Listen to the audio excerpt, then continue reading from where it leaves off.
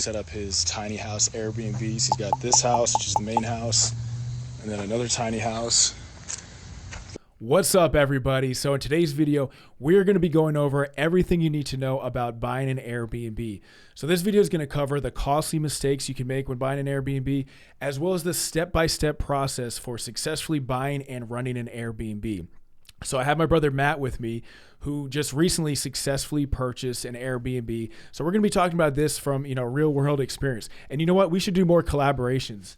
We're right down, literally a block away. It's like a crime that we don't do more videos together. And you got the super cool studio. Maybe you'll have to do a little panorama. Yeah, drop a comment down below. Let us know what you think of my studio and if Jeff should upgrade his studio.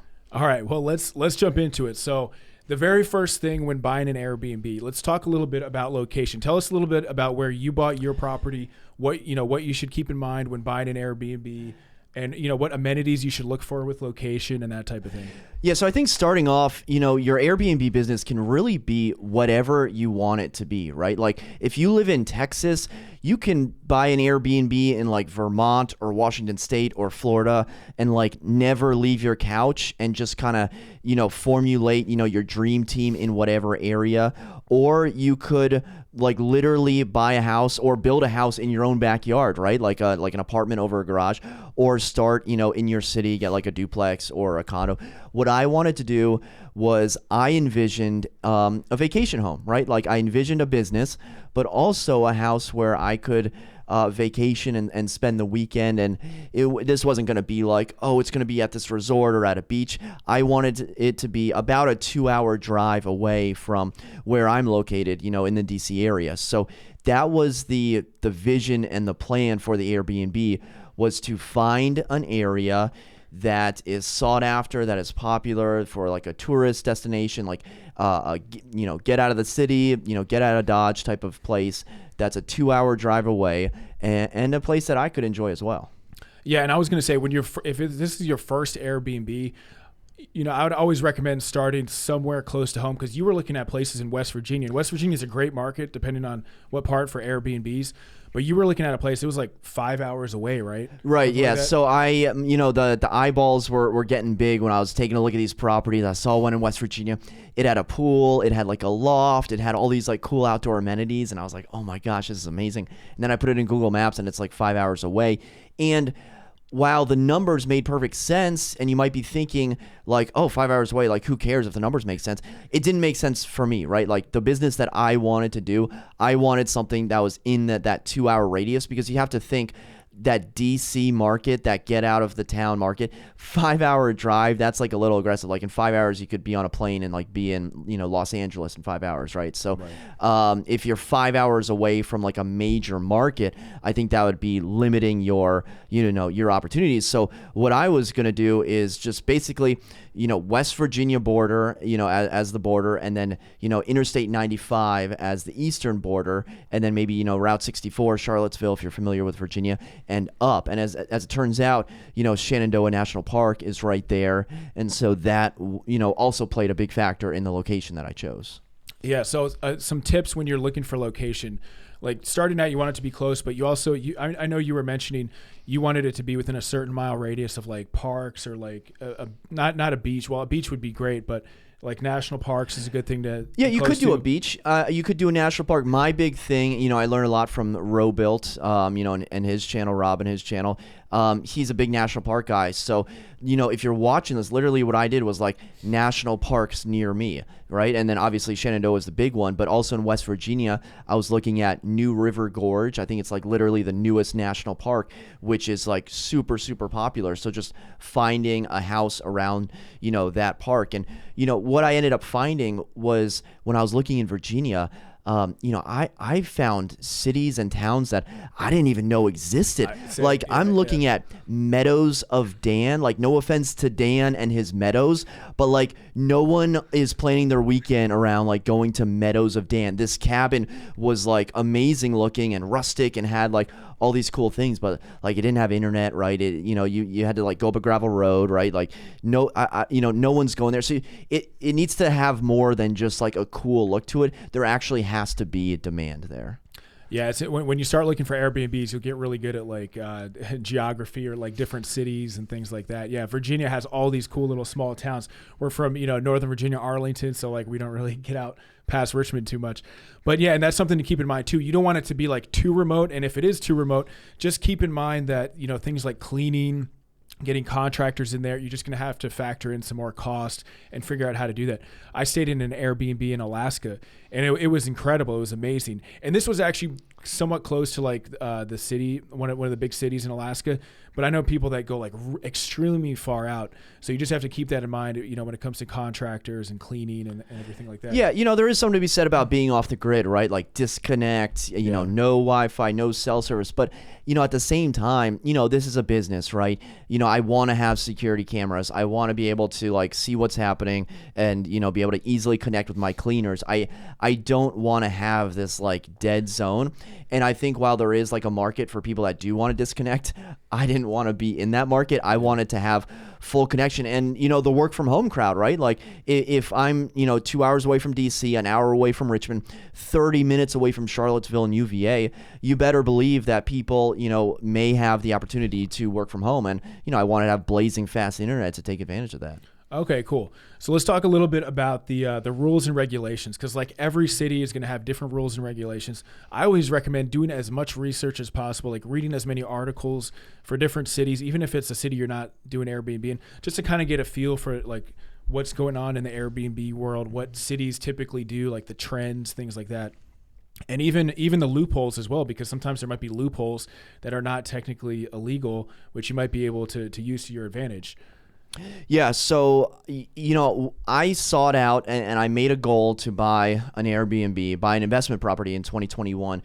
What I did not plan to do was buy someone else's Airbnb business, which ended up, what happened. A property came on Zillow, went under contract, came back on the market, and then I looked at it online, was like, this is an amazing deal, I need to buy it. As it turns out, it was someone else's Airbnb that they were selling. Bad pictures, bad marketing, the whole shebang. But all that's to say, when it comes to regulations, I was like, oh, well, if they're doing it, then of course it's, legal. And I looked into it and it obviously was above board, and that county, that jurisdiction did allow Airbnbs. But I don't know about you, Jeff, but I've stayed at Airbnbs where like the directions are like, walk past the front desk, go in the elevator. The key is going to be in a stairwell, in a lockbox. And I'm just thinking to myself, there's no way that like this is the system. Like this just feels weird. And I would highly recommend or persuade you not to try to cut corners. Don't walk on eggshells. Don't try to evade, local jurisdictions, because you will get caught. And, this is a business. You're going to spend a lot of money. There's a lot of risk involved, and you absolutely want to do it above board. And honestly, the best thing to do is the easiest. It's just to type in your jurisdiction and then short-term rental rules, ordinances, laws, regulations. And, Airbnb does have a PDF or like a website that says, okay, Arlington County, here's what it is, Washington, D.C. So they try to help you out there. I've found that some of those, notes are outdated. Mm-hmm. So it's better to like look at the county personally. And, I've even made phone calls. I've talked to, county administrators in my, Airbnb area, and they directed me. They're like, oh, you need to, watch these board minutes or download this PDF. And it is a hassle because, if you're just getting into Airbnb, the entire United States could be the market for you. Like, how are you supposed to narrow down? What am I supposed to like look at jurisdiction, like look at laws for every single jurisdiction? Yeah, that's what you're supposed to like. This is difficult. This is hard. And so I ended up making a spreadsheet of like cities in my area that weren't, Airbnb friendly. So Lexington, Virginia, cross that off the list. I don't know if it was Harper's Ferry Is or that really not allowed? Winchester. I knew someone that actually I think they did their honeymoon just in Lexington, Virginia at an Airbnb. So maybe it was just another type of short-term rent. No, it was definitely an Airbnb. Yeah, well, they could have had some regulation, right? Like you can only do 60 days or something like that, 90 days. So, yeah, I mean, obviously, don't go at every market. You shouldn't be like having 90 Google searches of like short-term regulations. But if you're curious, go on Airbnb and see what the demand is in the spot that you're, considering buying, to see if it makes sense to look further into that area. Yeah, and so in some cities, something to know, some cities like San Diego, for example, I stayed in an Airbnb there. It was like pro Airbnb, then they like canceled all Airbnbs and made it illegal, and now it's back to being pro Airbnb from my understanding. But these laws can always change, so you always want to factor in like worst case scenarios as well. Yeah, I think worst case scenarios like you rent it out long term. So like be sure there's some sort of semblance of long term market. Like for me, I got a Facebook friend. They're in Bethany, Rehoboth. I always get those two mixed up. They have a sick beach property. It's not on the beach, but it's just a very large, nice beach, somewhat new construction. And 1 week rents out for like thousands of dollars. Yeah. I didn't want that because I didn't want seasonal. I didn't want like $4,000 in July and like $100 in January. I wanted some sort of 4 seasons type of place. And there's seasonality with every single rental, but I didn't want to have this like let me gouge you for and make $16,000 in 2 weeks, and then I shut it down for like 3 months out of the year. Yeah, and one thing I wanted to add about doing it illegally, like there's enough cities where you don't have to do it illegally. There's enough cities that are okay with Airbnb where you don't need to do these like shady Airbnbs. And it reminds me, I was actually staying in Barcelona, and I had a really cool like condo, nice view and everything like that. And this also goes to like instructions that you leave for your Airbnb. The guy left me like 5 pages. It was like an entire booklet of instructions. And so I obviously didn't read any of it. Maybe I browsed a couple, sentences. And then on the very last page, it was like, whatever you do not go to the front desk. Like always go through the back door and never ask them any questions. And it was like the total opposite. Every single day I'd go there. Like I couldn't have looked more like a tourist. And you're hanging out at the front desk, making friends. Backpack. I had like cut off shirts. I had like my map. I was like, hey, any good places to go? Like Jimmy Buffett shirt. Yeah. So I'm sure that Airbnb got shut down. But it's again like don't try to like do this like illegally. You're gonna get caught one way or another. Yeah, I don't want to say it's easy to follow the rules, but like there are rules in place and you should follow them. And the fact that we're even having this conversation is like why people hate Airbnbs. It's like Airbnb is already catching enough shrapnel for like cleaning fees and check out like, hey, you need to take out the trash and do the laundry and fold the sheets and make me like a 3-course meal, right? Like Airbnb is already catching a lot of that you don't go the extra mile and just have like an illegal Airbnb. Definitely don't do that. Yeah, and make the instructions simple for your guests. If you have a 5-page instruction booklet, like that's too much information. Someone's just on vacation. Like have it like maybe like 1 page, and we can talk about this and when we go a little bit further. But make it very simple and easy. And also, in addition to the illegal Airbnbs, there's always going to be one nosy neighbor that's going to be browsing Airbnb listings and like trying to report people. Everyone has a Karen in their neighborhood that's going to. Sometimes they might just hate Airbnb so much that they'll just go out of their way to report everybody. So be careful about that. As far as financing for your Airbnb. Ooh, financing. So, I mean, I do this for a living, right? I'm a real estate agent. I'm the guy that tells the client to go get pre-approved before you start looking on Zillow. You know what I did? I didn't get pre-approved. I didn't do it. I just started looking on Zillow, and then I sent a listing to my lender, and I was like, this is the one. I'm in love.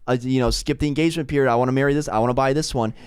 And he calls me back, and he's like, Matt, what are you thinking? Like, what are you doing? This one is way too expensive. Like, he didn't, he didn't like shoot me down like that, but he's just like, hey, bud. You know how lenders always call you bud? I hate when they say bud. Hey, pal. Hey, bud. He's like, hey, bud. Yeah, so this one's too expensive. By the way, spoiler alert, that one was $200,000 more than what I could afford.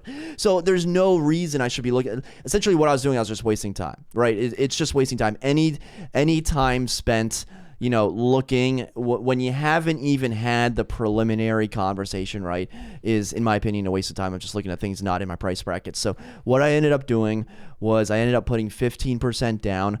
I think it was a second home loan. I think. Yeah. Don't quote me on it. It was. Yeah. My brother knows my lending better than I do. I'm pretty sure we talked about this. Yeah. So second home, and the lender was deciding between the investment loan or the second home loan. And I think because of my finances or the way that they calculated the rents, that the second home, made more sense, made more sense for me, obviously. And then, because it's a second home loan, right, you have to let them know that you plan on staying there. I don't know how many weekends, and I've talked to a couple different lenders, and they've said, oh, well, you only need to spend like 3 weekends, and other people are like, oh, you need to spend like 2 weeks. So it definitely depends, on your lenders, so definitely double check with that. But I do plan on using it as my second home. So yeah, I'm renting it out, and yeah, it's a second home loan that I put down 50%. Yeah, so there's really a couple of different types of financing people use for this. So second home loan, I think, is probably the most popular, at least for like your first Airbnb, where you don't have to put as much down, from my understanding, as like a traditional investment property loan. Because usually with like a rental property loan, where if it was just like a traditional rental property, it's about 20% down, or at least 20% equity. So with second home loans, and I actually have an entire video where I talk with my lender about this. With second home loans, you don't have to put as much down. You do have to occupy the property. You have to vacation there a certain amount. They force you to go on vacation there a certain amount per year. But it also applies, I think, if your friends or family use it, that can kind of apply towards that time frame as well. But each lender is going to kind of have their own criteria as well. And then there's also something called DSCR loans, which is a little bit more complicated, but that's debt service coverage ratio loans. And basically the way that works, it's not so much based on your own income. It's more based on the income of the property. So if you can show the lender that the NOI from the property can more than easily cover the mortgage, then they could potentially give you those types of loans. Those types of lenders are a little bit tougher to find, but they do have those. It basically specializes in Airbnb types of loans. I'll put a link to some of those below. But if you find a great potential deal, but maybe you're not making, $200K per year, $100K per year, and you still want to purchase this, there's still different possibilities out there, so long as you can show someone like, hey, this is obviously a pretty good deal. Yeah, and it's interesting because when the lender went out and did the underwriting and did the appraisal of the property appraised, but the underwriter or whoever was coming up with the rent, they can't do the daily rent, right? It's the lenders, they're not going to be able to do that. So they're going to do the monthly rent. They couldn't even, there's 2 houses on this property. They couldn't even count one of the houses. Couldn't even count it, which, by the way, that house has brought in about $2,000 this month. Wow. So they couldn't even count that. And then they'll pay for your Tesla. Yeah.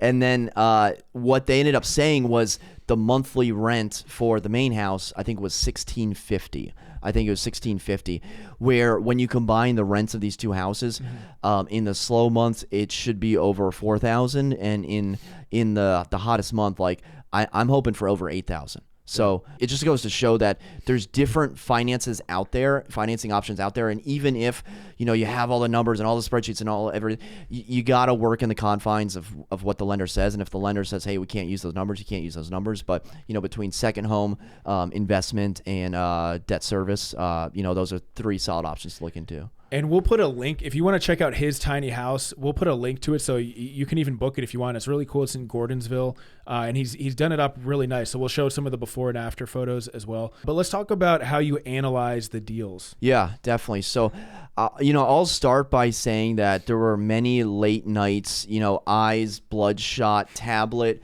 in bed, almost dropping. Like, you ever drop your phone on your face? Yeah, you just feel like just such a dummy. But I'm looking and I'm hearting almost half the properties in the Commonwealth of Virginia. I'm fond of the Old Dominion, and what I ended up doing was the houses that moved me, right? The ones where you look at the first picture and you're like, oh, wow. Like, this is a nice house. Because, there's so many, like, split levels and ranches and, like, lame colonials. Like, I don't want that. I want, like, a house when you look at it, it's like, oh, this is like a cottage, or, oh, this is a little house, or, oh, this is a cabin or chalet. I would even, like, search in Google. You can, like, search the remarks, like, cabin or chalet, just to see what pops up. So I was searching everything. And then what I ended up doing was I went on AirDNA, AirDNA.co, and they have a free tool called the Rentalizer, where you can literally put in the property address, and it spits out the estimated rent if you were to put it on Airbnb. And I meant to say that for getting approved for a loan, a lot of lenders, if you're using like an Airbnb more specific loan, they might actually use AirDNA as they'll use a median rental value from AirDNA as the appraised value for how much it could rent for like per month. So it's a very highly recommend AirDNA. We'll put a link to that below as well. I would not be where I am right now without AirDNA. It's absolutely free. I got to the point where it's like you've done too many searches where I think I just need to like refresh my cache on my computer to be able to do that. But once you've like zeroed in on a house or a market, you can pay for like a market dashboard. I think it's like $40 or something, which if you're going to be spending hundreds of thousands of dollars, it's definitely worth it. So at that point, I'm throwing in no less than 100 properties into the rentalizer. And it got to the point where I was looking at properties in areas and I'd be like, oh, that's a 12% cash on cash return. This is a 7%. Oh, I love this house, but it's only a 16%. And I'm very conservative when it comes to, an investment like this. It's my first Airbnb. I'm not here to tell you that I'm this Airbnb expert, but hopefully you can learn something from it, because the way I comp this out, I'm getting Wait. You're not a guru yet? No, the course hasn't come out yet. Okay. But I am comping this out at above 30% cash on cash returns. Above 30%. Like if you're long-term apartments, you're looking for what, 7% cash on cash, 8%. Yeah. And now, with economic changes and inflation and recession and yada, yada, yada, I think people are looking closer to like 20 or 25%.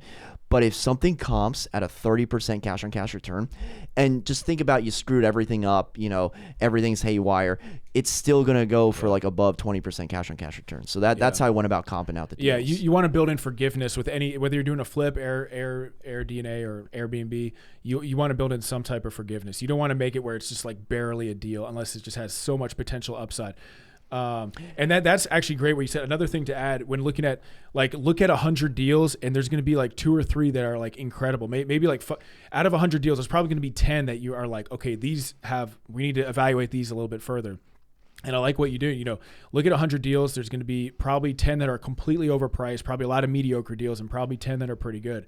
And then also, when it comes to Airbnb, people like unique experiences. Like you bought tiny houses, cabins, waterfront properties, anything that's like weird and unique. Like you see some of these like weird structures that people will just rent out for like hundreds and thousands of like geodesic domes that people will like don't even cost that much. That's what you should do he's got half of his property has like an acre, a couple of acres. He has a 5-acre property.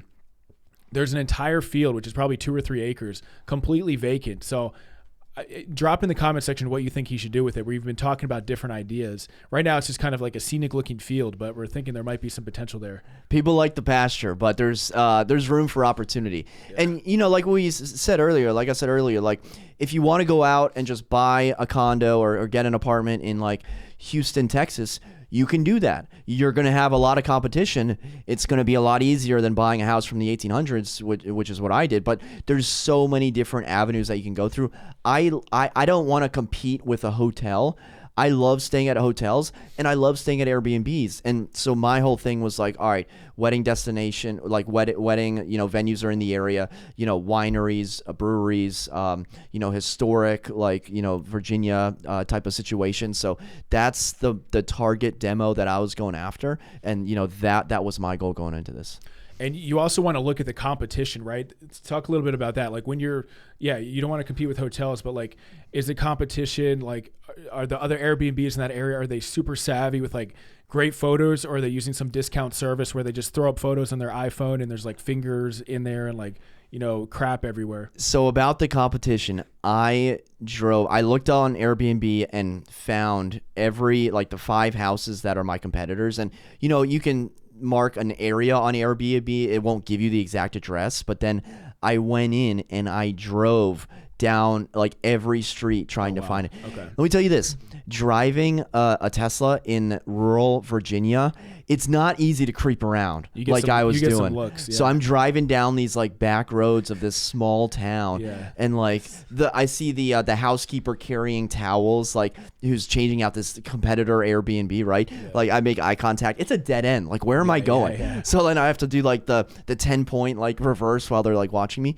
But I'm driving and I'm seeing all these other Airbnbs, and when I'm clicking on the photos, I'm like, holy cow, these are so nice. These are amazing. Mm-hmm. And then I go to the neighborhood And I'm like, oh, this neighborhood is nowhere near as good as mine. Like, you don't have a pasture, you don't have like privacy. You're right next to the other neighbors. So I think it's a tremendous opportunity if you see that the competitors, don't have professional photos, or their title isn't good, their keywords aren't good, or, they're not doing dynamic pricing. I don't know if we're going to talk about dynamic pricing, but, let's talk about having, the same price on a Monday that you have on like a Friday night is just a fantastic way to lose like thousands of dollars over the year. Like, imagine if a hotel had the same price for Christmas Eve as it does for like some, Tuesday in February. Like, it wouldn't make any sense. So dynamic price, let's actually talk about that for a second. Dynamic pricing is just an option where on Airbnb, you just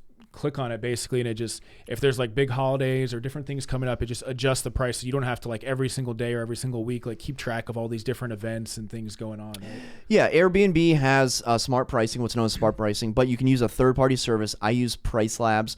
There's also, Wheelhouse and Beyond Pricing. Price Labs was just the first one that I used. Now I learned it. Now I like it, because there's no way that I'm going to know what happens in this small town. The third, I think the first Saturday of October is like the Fried Chicken Festival. Right. How am I supposed to know there's that? like tractor rides, or and pumpkin there was festival or bull something. riding. There was like a Civil War reenactment. I'm not going to know, but then you go into Price Labs and it'll show you historically there's just going to be like a random spike. Oh, UVA graduation is coming up and people are already booking it 6 months in the future. I only book out about 4 months, because I don't want to be the first Airbnb to book, because if you're the first person to book, you're leaving money on the table, right? Because they've chosen you as like the cheapest. You don't want to be the cheapest. I'm running into that issue as well, because my little house, it started at $99 as like the minimum price. And as soon as I listed it, I get these people messaging me like, oh my God, I love your house so much, I want to rent it. Oh, by the way, I'd like a discount. Is there any way you could do $70? I'm like, $70? Like, all right, They budget sound like they're going to be great customers. The budget in is like $90 total. I'm like $20 more than the budget in, and I have 5 acres, a screened-in porch, and like brand new everything. Like, I would highly recommend never discounting. And if you are using stagnant pricing or trying to go in and change the prices every single day, there's better options out there, and definitely look into Price Labs or another dynamic pricing tool. Yeah, and they've done studies on like discount customers, and if you're a discount customer, I'm not trying to offend you, but discount customers are statistically like just the worst customers. They actually, with the hotel chain, I don't know if it was budget in, it was probably a hotel that had more of a budget to run these different market research things. But they found that the people that stayed at the hotel that had some type of coupon or some type of rebate or some type of discount, those were the people that left the worst reviews. Whereas the people that paid full price were like excellent customers. So you don't like that. That's a huge red flag. If someone's asking for a discount, it's like it's more headache than it's actually worth. The first couple, like the first 3 people that asked me for a discount, I was like, okay, let me see how I can get this to work. And the guy that was like $70, I was like, hey man, good news, I can bring this down to $79. And which, by the way, I'm just like, I think I would be making like $20, which is like absurd after all like the cleaning fees. And he's like, oh well, is that including taxes? I'm like, no, it's not including taxes. No, and he's like, oh, well then, no, I'm not interested. I'm like, what am I doing here? Like, do not. Now, listen, there's something to be said about, Airbnb plus the cleaning fee, plus the service fee, plus the listen, I get it. I don't like paying those fees. If you don't like the fees, don't book an Airbnb. Book a hotel. It's that simple. Yeah. That's fun. All right, let's talk a little bit about, we could talk all day about discount customers. Let's talk a little bit about expenses and repairs, and also the upgrades that you did to like differentiate your property from some of the other properties, because just having different amenities on your property can drastically increase the price of your Airbnb. Okay, so expenses, repairs. I budgeted $5,000 for electrical issues, $5,000 for painting, and that was absolutely terrible. That was a very poor planning. This house had not been taken care of by the previous owner, who was the sweetest lady in the world. I met her. She helped me out a lot. Unfortunately, the property was not in the condition that I had hoped. Now, in order to buy the house, I had to waive the inspection, right? No home inspection, no septic inspection, no nothing, right? Everything is the way it is. My home inspection list is 105 items long, 105. It's sitting right over there. It's Sharpie. I've been crossing things out. But I would, I bought the property. I actually went and stayed at the little house. All the furniture needed to go. Kitchen needed some sort of renovation. And then I didn't even stay at the cottage, the big house, right? So I kind of bought it sight unseen, air quotes. But, definitely the expenses and budgeting for painting and repairs, maybe double that unless you're buying like a brand new place. But, I was under the impression, and Robuilt, great guy, he sets things up, in a weekend for his properties. That's not the case. That wasn't my reality, right? I thought I closed at, 11 o'clock, had the couch delivered at 12, had this, that, and the other. Then I got everything in. And I was like, wait a second, the electrical doesn't work. The paint's peeling. And then now the electricians and painters are tripping all over themselves. So definitely, consider those expenses. And the other, what other expenses are we taking a look at? As far as like amenities, like things like you haven't done the hot tub yet, but I know we were talking about like having a hot tub can increase like the price per night by like 50 or 100, maybe not $100 per night, but like it can drastically increase your income, even though a hot tub is what, like 5K, 10K. So outdoor amenities. When you're talking about, hey, what amenities do you need? Outdoor amenities. So one of the houses has the screened-in porch, which is fantastic. So what we did was we removed all the old janky furniture. We actually kept the 2 rocking chairs because those are pretty nice. We put down a cool rug, and then we put up string lights.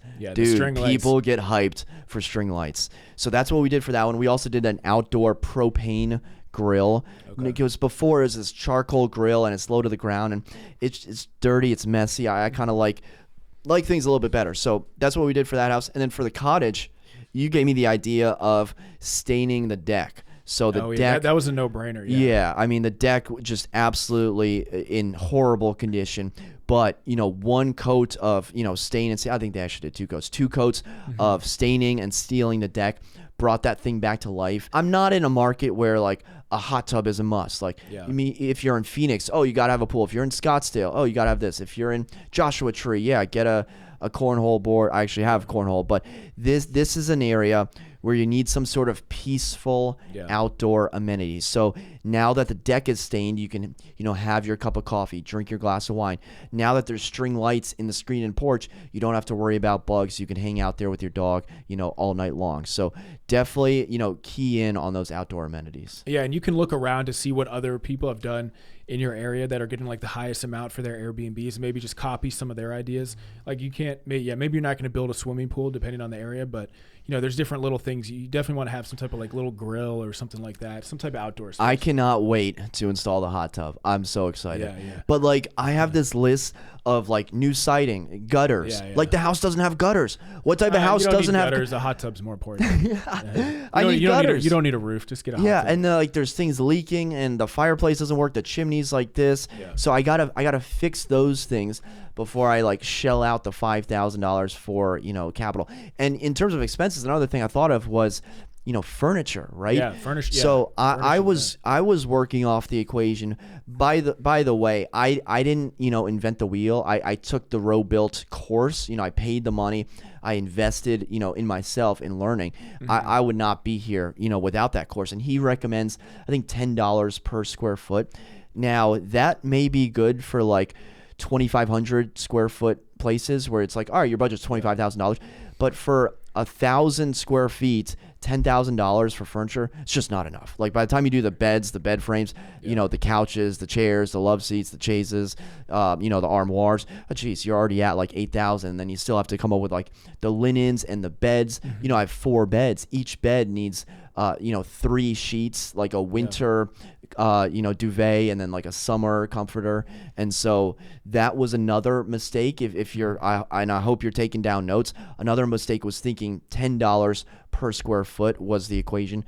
didn't end up being the equation. I think the next Airbnb, I'm going to like double, maybe even triple that and say, all right, $20, $25 per square foot, knowing that if it's a larger house, it'll probably be less than that. Yeah. But I'd rather me budget for that and come down rather than just grossly underestimate the cost. Yeah, that's kind of weird to do it on a price per square foot basis for furniture. I'd probably just do it as like make a list and then maybe add like 10 or 25% of the amount of furniture. But I mean, he obviously has a few more Airbnbs than me. So. The amount of trips to Lowe's, which by the way, this isn't like it's not in a desert. It's near, a food line. It's not in a food desert. It's near a food line. It's 15 minutes away from a Lowe's. So that was another thing. I didn't want to have to be like an hour away. Like, oh, if I forgot milk, I'm screwed, right? If I forgot a screwdriver, I can't get it till the morning. The amount of times I've been to Lowe's and spent like $400, I don't know how it happens. I just keep going to Lowe's, and then $400. I gotta buy the salt for the water softener, and then that's actually like the cheapest thing I could think of. But there's so many things that come up, and again, play the world's smallest violin because I bought a house from the 1800s. It has old house problems, right? Mm-hmm. If you're buying, if you're buying a townhouse, right? If you're buying, a home where a family lived in it and took care of the repairs and you did an inspection, you won't run into these issues. I think I was just bombarded with, more fixes. But when I was estimating the, profits and revenues, I also estimated so low that, the first month in September, halfway through the month, we go live. And then I've already, grossed, I think, $3,200 total in rent for September. There was one person that booked the cottage and, their booking was 7 days long. They spent $1,500 at the cottage. And by the way, that's a fair price. That's like a really, really good price. Like they were getting a discount at $1,500, and if the mortgage is $1,900 and someone pays $1,500 for 7 days, I mean, you can do the math on the other 30 days. That's awesome, and that's something to be said about purchasing. I think the best way to purchase an Airbnb is kind of what he did, where you're buying an established Airbnb where you can see the actual cash flow on it, and it wasn't really run like 100%. Like it wasn't really optimized to the fullest extent. It was still doing well and it had good reviews, but there was still like some value add that you could do, like better photos, upgrades, different things like that. So I would almost recommend purchasing one. It's going to be much more stable. The income's like basically already coming in. They're pretty hard to find. Like an Airbnb for sale, they're starting to happen. I think more and more. It's pretty hard to find. Again, I didn't go out of my way, but it's almost like flipping, like buying, flipping, and holding a house, right? It's like you buy this house. There's an opportunity, like you just said, value add. I'm just going to regurgitate everything you just said. But we despise the furniture. There were a few like nice pieces in there, but you again had recommended to get like an old map of the town, and so like we went on Etsy. Etsy, by the way, has Etsy's everything. Underrated. So underrated. People sleep on Etsy. So we get this like old like 1800s map of the town, and she had her own artwork in the place, and bless her heart, I don't think she's an artist. So it's just very vibey. Like you walk in and the floors are creaking, and you see an old map, and you see like a rocking chair. It's like all right, now you're in the country. Yeah. So if you found, when you're analyzing your deals, if you found 100 Airbnbs that were already established, that might be a little hard. But like when I buy, I'm into multifamily investing and looking to get into Airbnb. When I look at multifamily properties, I look at the current income. So if you can find 25 or maybe 50 Airbnbs that are already established, then you can kind of cherry pick the ones that still have room to add value, like this one. And to keep in mind with the repairs, it's like, look, any type of rental property, you're going to need not massive, but you're going to need some type of budget for reserves, because there's always going to be something that comes up. You're also going to need to do upgrades, and just doing simple upgrades like painting, landscaping, light fixtures, changing out the door handles, just minor stuff like that, and staining the deck. That can just give it a whole like refresh for not that expensive. If you have to get into electrical and stuff like that, you need to make a scope of work.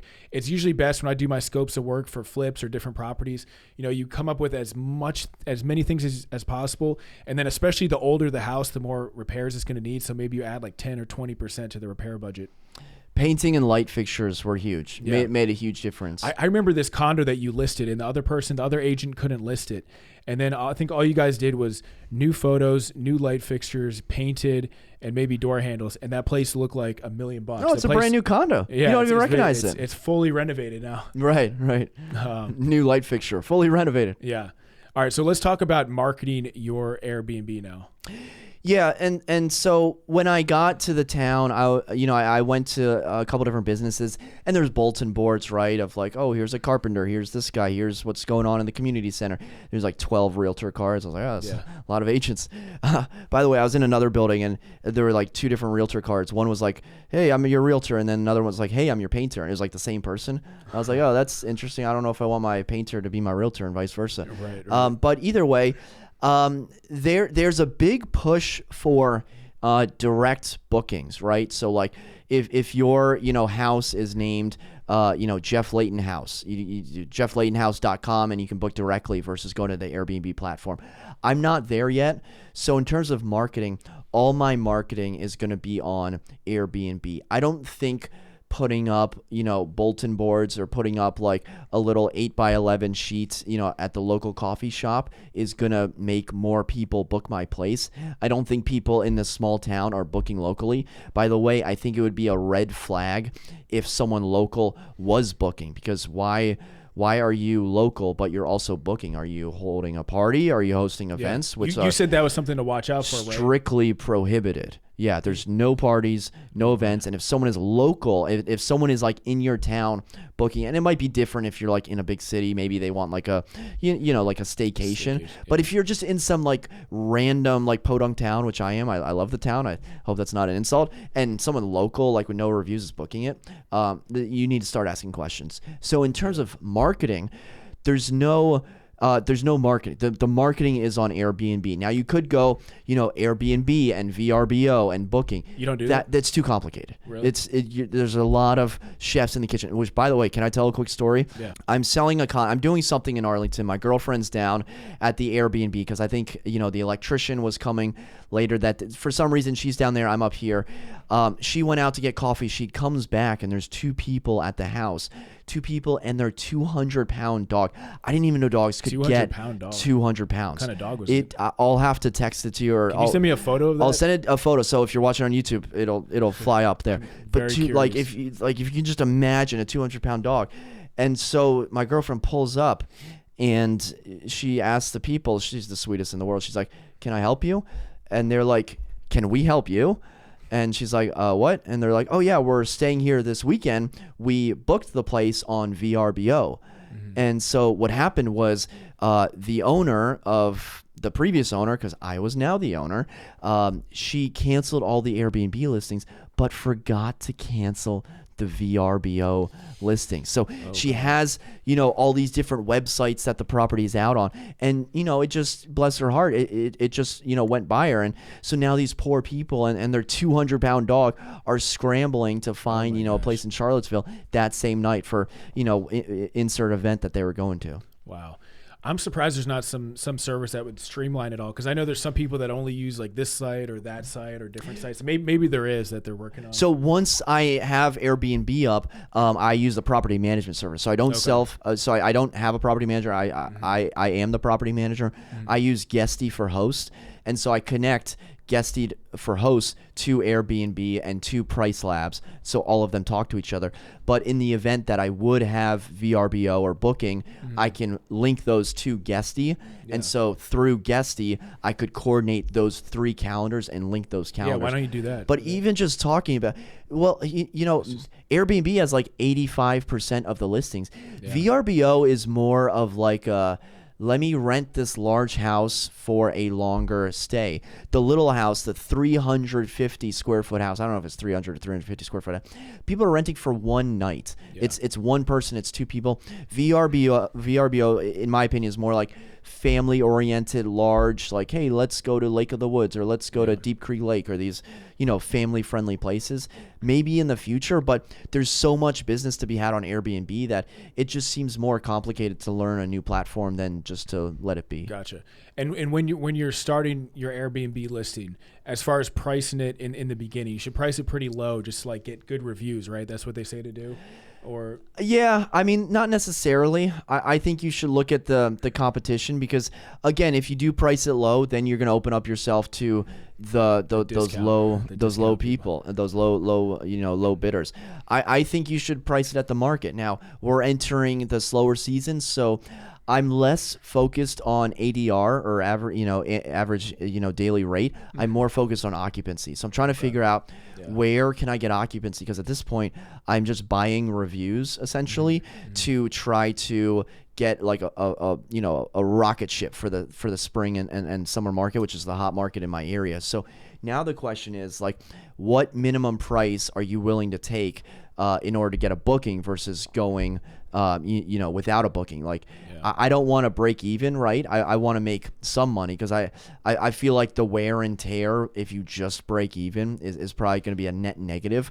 But I am trying to gain reviews. I have 2 on the cottage and 9 on the little house. So I think that's the priority.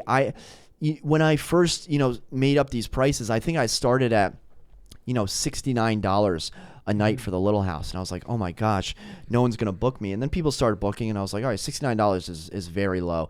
And then I bumped it up to $79, and then $89, and then $99, and now the minimum price is, I believe, $104, and then the maximum is like $154.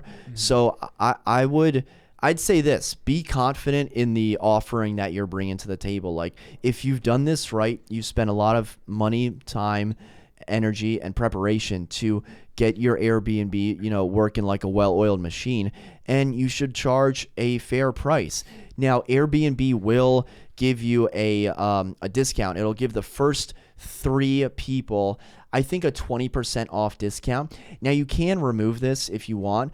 I didn't. So the first 3 people that booked, they got like $200 off. It was terrible, but they booked it instantly. It was filled up. At the end of the day, I was happy, because then you go in and you see weekends are booked. And, if you're booking an Airbnb and you see like a wide open calendar, to me, I'm thinking, okay, what's wrong with it? Why aren't other people booking? And if you are a new listing, you have that working against you. Like, why would you stay at a listing that has 0 reviews that is new versus one that has like a bunch of established 5-star reviews? Well, if you're getting 20% off, that may encourage people to book your new listing. Gotcha.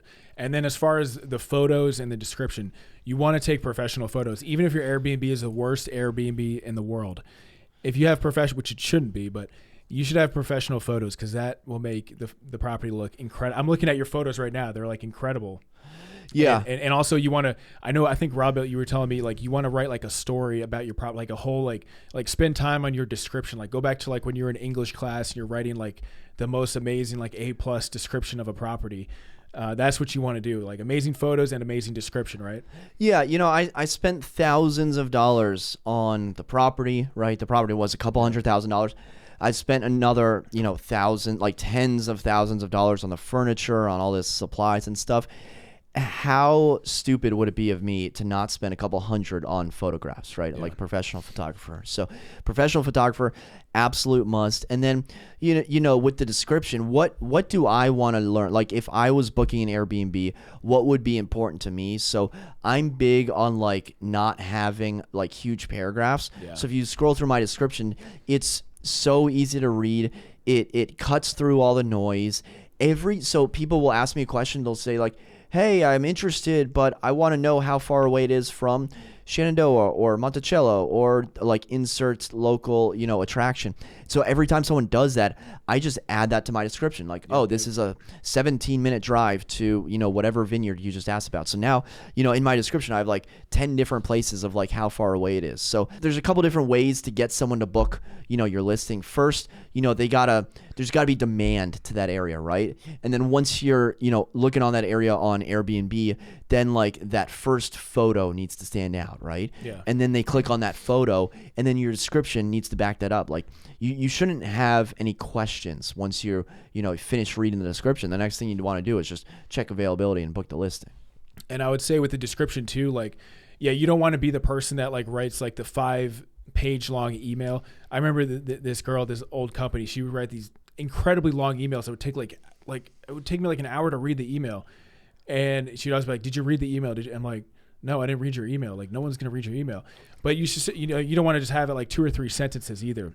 you want to have like the buzz, the keywords, the buzzwords, the highlights, and make, it doesn't have to be 2 or 3 sentences, and it doesn't have to be 5 pages either. But no one's going to spend half an hour reading your description. I definitely think less is more for the description. I think like come up with your description, then try to just like cut it in half. Like I just have what's close to bullet points, like each room. And what's really important is like other things to note, like because you ever go to like an Airbnb and like the photos like zoomed in, then you zoom out and there's just like 100 steps to get to the Airbnb, or there's like a huge telephone pole. It's like, oh my goodness, they were hiding this. Yeah. The last thing I want is to people to form the wrong impression. Like I don't want the property to look so good online where they get to. It's like, oh, this looks, doesn't match up what I was looking for. So I have a ton of things in like the other things to note. Like for the little house, I'm like, please pay attention, 2 people only, no more. Please, there's no oven, there's no range, there's like no way to cook a meal. Do not think that you can cook a meal here, because I don't want people showing up, with groceries thinking that they just rented, a $90 place where they can just cook a meal. And, to tell you another quick story, I was at the little house trying to fix things up. A guest was coming in a couple days, and I just hear the loudest noise, bang, bang, bang, and I'm like, oh my gosh, what is happening? I'm in the country, so I mean, so it turns out the neighbors shoot high caliber rifles in the woods. Geez, yeah. How am I supposed to know about this? I just bought an Airbnb that's pet friendly. Now all of a sudden, the neighbors are shooting, AKs. I don't think they're automatic, but they're shooting like rifles, right next to my property. This is crazy. Someone's trying to enjoy their glass of wine, and all of a sudden, it's just like, oh my gosh, like what is happening in the woods over there? So, I definitely want to put in, hey, like a train comes by, every, a couple days, or hey, there's a shooting range next door, a couple houses down. It doesn't pose any danger, but if it's nice out, you are in the country, so you may hear a little pop pop every now and then. And if you're buying an Airbnb that's already established as an Airbnb, you can read the comments and find out what people are saying about that property or that neighborhood. So maybe, they might say, I mean, if it's, I think you got new neighbors, but you can get a good idea of the property and the things around the property, the neighbors, just by looking at the reviews from the previous Airbnb. Yeah, and I don't want to know if we want to turn this into like you should definitely buy an established Airbnb, but if you do, and you're doing your research and you see it on Airbnb, what I would recommend is going on your desktop and screen recording the Airbnb and going through each picture, like screen recording it on your desktop, going through each review, and then going through the description, the guidebook, just to see everything that they have, because they can't transfer that Airbnb listing over to you. That is not allowed. So the previous owner has to delete that listing, so it'll be gone forever, which is why you want to screen record to see if they had any useful info that you can change and make your own. And then additionally you're going to be starting from scratch, so it's good to have a model and a base to work off of. All right, let's talk about property management. So you mentioned briefly, what was the app you mentioned for Guesty. Okay, so I know if you hire a property manager to do your Airbnb, it can be pretty expensive, right? I mean, a lot of people would say to actually just, there's so many apps and ways to streamline the process, because you might have to, I think Airbnb management companies are like 20%, or, I mean, it is management intensive. It's basically like running a hotel. So, you want to, probably manage it yourself to begin with, and then, figure out ways to streamline the process after that. Yeah, and I'm trying to give advice because I feel like I got off easy with saying like, oh, my housekeeper was already there, and oh, I'm just self-managing it. But if I didn't have those things, what I would do is go on Thumbtack, right? Or there's, if you look up Airbnb cleaning service in your area, or I'm near a big city, I'm near Charlottesville, so I can look up Charlottesville cleaners, and I would find a cleaner that way. But luckily there's a housekeeper already at the property. Essentially, they live a couple doors down, so they check in on it. And, Guesty for hosts, there's a couple other, PMSs, property management services out there. I haven't gotten sick of it yet. I think we're in the slow season for real estate. If things start picking up, if my life gets too hectic, maybe I'll look into hiring a property manager. Or alternatively, if I was in Montana, or if the house was in Montana or Vermont, I may look into it, because I'm no longer like an arm's distance away. I'm now like a very expensive flight away. But I think starting off, do it yourself, and then once you learn how to do it, then you can, I don't want to say offload, but then you can transfer that over and say, this is how it's done. Here's the checklist of items. Now you can duplicate it, and I can buy my time back. Yeah, you can come up with a checklist, and you also know, do I need to hire a full-time person? Probably not. It might just be like a part-time person, like 10 or 15, 20 hours a week for some Airbnb property management, getting the listings ready, that type of thing. Yeah, because you don't want to just like hire, I just need a full-time person. No, you want to figure out exactly what work needs to be done, come up with some type of checklist, and then go from there. And actually, I meant to. You have cameras on your property, right? So I do. You've seen some interesting things, huh? Yeah, and I mean, first rule of cameras is don't watch the cameras. Don't look at them. Right. They're just going to drive you crazy. So I got them up. Another story time, if you will. I got them up the next day. I'm not there. The electricians are there. The next day, I look on the cameras, and in the screened-in porch, the electrician is standing on like literally my welcome mat, smoking a cigarette. Like literally inside the screened-in porch, just like kind of just gazing around. I almost like lost my mind. I was like, out of all the places like to smoke, it's like the smoke damage, but it's also like it's like a fire hazard. Don't smoke in this wooden box. Yeah, you shouldn't have to tell people, don't smoke in my property. So like. Don't, and of course, like the first guest that comes, like no pets. There was a pet. A guest said that she was bringing like one dog, and she brought like 3 dogs. Now, I'm not gonna say, hey, you needed to pay a $25 fee for those other. I'm not gonna get like, if they don't damage the property, right? It's not worth my time to say, oh, you said you were bringing 3 guests and you brought 4 guests. I'm only going to check the cameras if something goes wrong. And if something goes wrong, be like, hey, okay, you said you have 3 guests. Can you confirm? Because I checked the cameras or whatnot. So you're going to be away from this property. I would highly recommend cameras are mandatory. Airbnb does not allow cameras inside. Do not put cameras inside. Right. Mine are both like staring at the front door and nothing else. So I can see the parking lot and the front door. So I know who's coming in, who's coming out. I have smart locks. So I know exactly when people are checking in, when people are checking out. And then through Guesty is linked through Airbnb, is linked through August smart locks. So the systems communicate with each other. So every time a guest checks in, the passcode is that guest's last 4 digits of their phone number. Okay. That's so cool. Imagine walking up and you put in, I don't know, random number like 1, 2, 3, 4 as just a completely random number. That is your passcode. It's kind of cool. That's the last 4 digits of my phone number. Oh, what are the odds? Yeah. It's a shocker. And also, having a security camera is good for security. Some of the multifamily properties that I have, I've had some incidents happen, and I've had the police department like, this is detective. So detective, we want to review your front door camera. So, I mean, in terms of insurance, security, that type of thing, it's just a good thing to have. And I'd recommend getting the hardwired ones, not the battery ones, because I found that the battery ones, like, they're like, oh, it lasts like 2 or 3 years. My battery Ring cameras lasted like 2 months, and then it like went out. Definitely get the hardwire. I wanted the battery so bad, then I was like, you know what? I'm just gonna bite the bullet and install an outlet outside, like away from everyone. So much better than getting the battery powered. Don't do the batteries. All right, so if you guys have any questions about Airbnb investing or even multifamily investing, drop us a comment below or reach out to either of us. Obviously our contact info is below.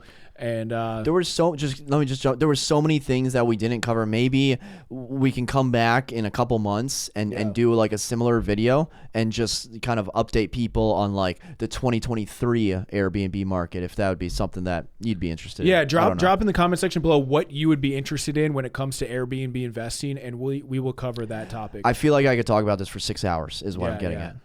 Yeah, you probably could. You should do a course. Split it up into a couple videos. Let's do a course. You can do a course. I need to buy more Airbnbs before I do a course. Fair enough. All right. We'll see you guys.